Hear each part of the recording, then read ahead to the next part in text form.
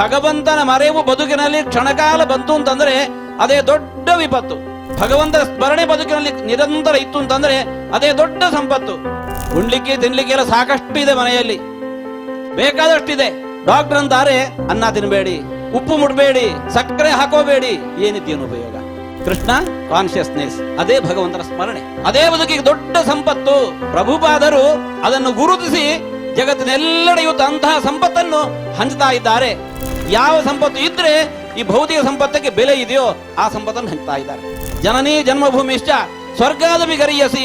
ದೇಶಭಕ್ತಿ ನಮಗೆ ಹೇಗಿರಬೇಕು, ಮಾತೃಭಕ್ತಿ ನಮಗೆ ಹೇಗಿರಬೇಕು ಅನ್ನೋದನ್ನು ರಾಮಚಂದ್ರ ದೇವರು ತೋರಿಸಿಕೊಟ್ರು. ಮಂಥಪಾಶಧರಂ ದಿವ್ಯಾರ್ಭಕಾಕೃತಿಂ ಶಿಖಾಬಂಧತ್ರಯೋಪೇತಂ ಭೈಷ್ಮೀಮಧ್ವಕರಾರ್ಚಿತಂ. ಹರೇ ರಾಮ ರಾಮ ರಾಮ ಹರೇ ಹರೇ, ಹರೇ ಕೃಷ್ಣ ಕೃಷ್ಣ ಕೃಷ್ಣ ಹರೇ ಹರೇ. ಪೂಜ್ಯ ಪ್ರಭುಪಾದರಿಂದ ಪ್ರಾರಂಭಿಸಲ್ಪಟ್ಟಂತಹ ಇಸ್ಕಾನ್ ಸಂಸ್ಥೆ ಇವತ್ತು ಪ್ರಪಂಚದಾದ್ಯಂತ ಭಗವದ್ಭಕ್ತಿಯ ಪ್ರಸಾರವನ್ನು ಮಾಡ್ತಾ ಇದೆ. ಶ್ರೀಕೃಷ್ಣ ಪ್ರಜ್ಞೆಯನ್ನು ಎಲ್ಲರಲ್ಲಿ ಕೂಡ ಮೂಡಿಸ್ತಾ ಇದೆ. ಇಸ್ಕಾನ್ ಸಂಸ್ಥೆಯ ಈ ಬೆಳವಣಿಗೆ ಜಗತ್ತಿನಲ್ಲಿ ನಾವೆಲ್ಲರೂ ಕೂಡ ಹೆಮ್ಮೆ ಪಡುವಂತಹದ್ದು. ಸಕಲ ಸದ್ವೈಷ್ಣವರಿಗೆ ಹೆಮ್ಮೆಯನ್ನು ತರುವಂತಹ ಸಂಸ್ಥೆಯಾಗಿ ಈ ಸಂಸ್ಥೆ ಬೆಳೀತಾ ಇದೆ. ಬೆಂಗಳೂರಿನಲ್ಲಿ ಶ್ರೀಯುತ ಮಧುಪಂಡಿತದಾಸ್ಜಿಯವರ ನೇತೃತ್ವದಲ್ಲಿ ಶ್ರೀ ರಾಧಾಕೃಷ್ಣ ಮಂದಿರ ಅನೇಕ ಸಮಾಜ ಉಪಯೋಗಿಯಾಗಿರತಕ್ಕಂತಹ ಕಾರ್ಯಗಳನ್ನು ಭಕ್ತಿ ಪ್ರಸಾರದ ಜೊತೆಗೆ ನಡೆಸಿಕೊಂಡು ಬರ್ತಾ ಇದೆ. ಇವತ್ತು ಮೊನ್ನೆ ತಾನೇ ನಡೆದಂತಹ ರಾಮನವಮಿಯ ಉತ್ಸವ, ರಾಧಾಕೃಷ್ಣ ಮಂದಿರದ ಉತ್ಸವದ ಸಲುವಾಗಿ ಇವತ್ತು ಬ್ರಹ್ಮೋತ್ಸವ ನಡೀತಾ ಇದೆ. ಈ ಉತ್ಸವದಲ್ಲಿ ಪಾಲ್ಗೊಳ್ಳಿಕ್ಕೆ ನಾವು ತುಂಬಾ ಸಂತಸವನ್ನು ಅನುಭವಿಸ್ತಾ ಇದ್ದೇವೆ.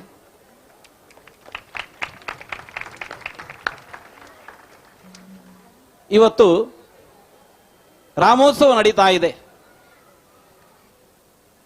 ನಿನ್ನೆ ದಿವಸ ನಾವು ಅಯೋಧ್ಯೆಯ ರಾಮ ಮಂದಿರದಲ್ಲಿ ಇದ್ದೆವು. ನಾವು ಇವತ್ತು ಬೆಳಿಗ್ಗೆ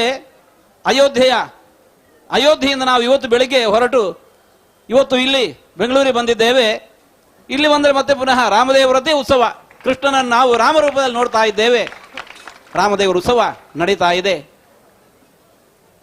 ರಾಮದೇವರ ಅನುಗ್ರಹ ನಮ್ಮೆಲ್ಲರ ಬದುಕಿನಲ್ಲಿ ಬೇಕು.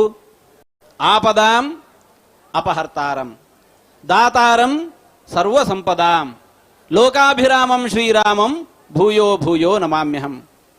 ರಾಮದೇವರ ಅನುಗ್ರಹ ನಮಗೆ ಆಪದಾಂ ಅಪಹರ್ತಾರಂ, ಎಲ್ಲ ಆಪತ್ತನ್ನು ದೂರ ಮಾಡುತ್ತೆ.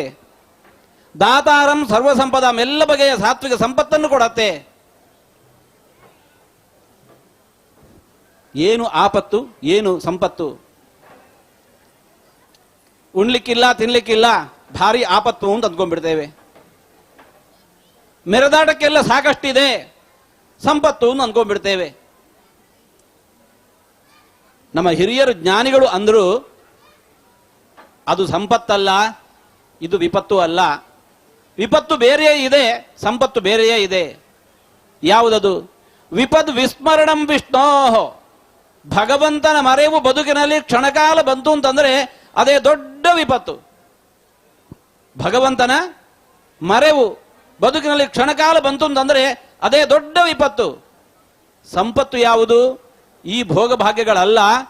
ಇವೆಲ್ಲಕ್ಕೂ ಅರ್ಥ ಬರೋದು ಸಂಪನ್ನಾರಾಯಣ ಸ್ಮೃತಿ, ಭಗವಂತ ಸ್ಮರಣೆ. ಭಗವಂತನ ಸ್ಮರಣೆ ಬದುಕಿನಲ್ಲಿ ನಿರಂತರ ಇತ್ತು ಅಂತಂದ್ರೆ ಅದೇ ದೊಡ್ಡ ಸಂಪತ್ತು.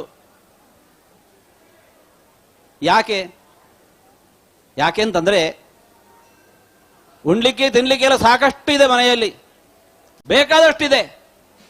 ಆದ್ರೆ ಏನು ಮಾಡೋಣ?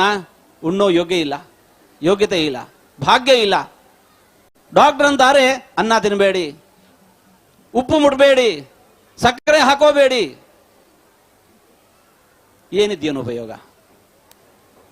ಭಗವಂತ ಅನುಗ್ರಹ ಇದ್ರೆ ಮಾತ್ರ ಈ ಇದ್ದ ಭೋಗ ಭಾಗ್ಯಗಳೆಲ್ಲ ಸಾರ್ಥಕ.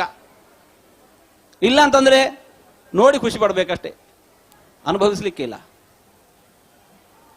ಅದಕ್ಕೋಸ್ಕರ ಅಂತ ಇದ್ದಾರೆ ನಮ್ಮ ಜ್ಞಾನಿಗಳು,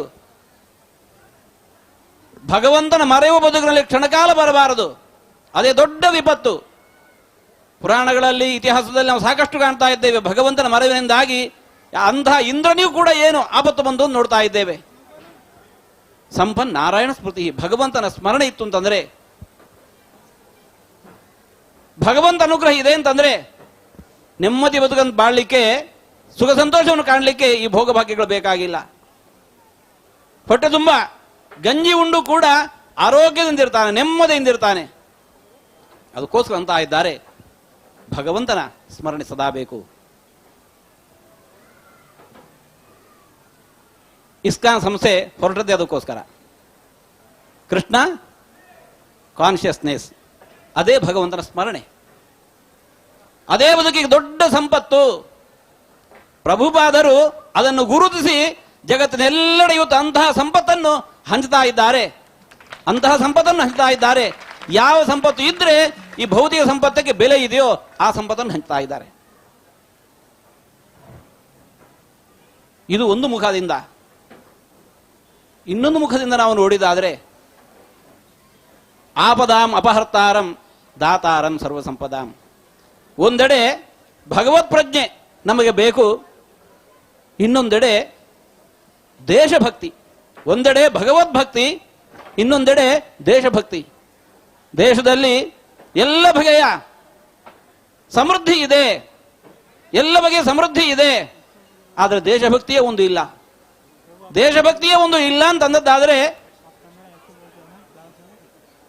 ಏನೇನು ಘೋರ ಅನರ್ಥಗಳಾಗ್ತಾ ಇದ್ದೇವೆ ಅಂತ ಇವತ್ತೆಲ್ಲ ನೋಡ್ತಾ ಇದ್ದೇವೆ.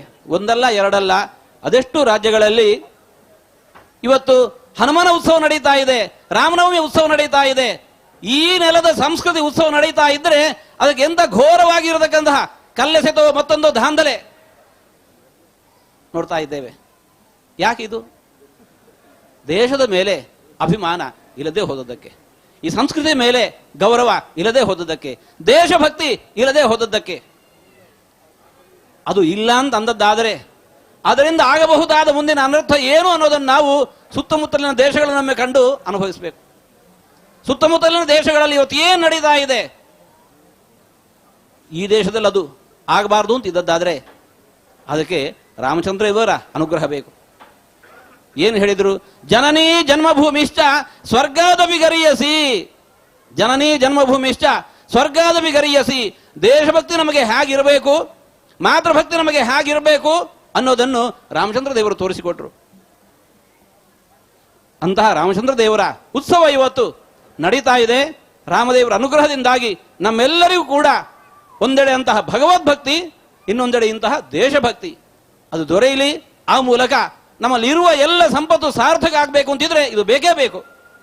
ಭಗವಂತ ಅದನ್ನು ರಾಮದೇವರು ಕರುಣಿಸಲಿ ಅಂತ ಹೇಳಿಕೊಂಡು ರಾಮದೇವರಲ್ಲಿ, ಕೃಷ್ಣದೇವರಲ್ಲಿ ಪ್ರಾರ್ಥಿಸ್ತಾ ಈ ಬ್ರಹ್ಮೋತ್ಸವದಲ್ಲಿ, ರಾಮದೇವರ ಬ್ರಹ್ಮೋತ್ಸವದಲ್ಲಿ ಇವತ್ತು ಪಾಲ್ಗೊಳ್ಳೋದಕ್ಕೆ ಅತ್ಯಂತ ಸಂತಸವನ್ನು ಅನುಭವಿಸ್ತಾ ಮಾತನ್ನು ಮುಕ್ತಾಯಗೊಳಿಸ್ತಾ ಇದ್ದೇವೆ. ಎಲ್ಲರಿಗೂ ಒಳಿತಾಗಿದೆ.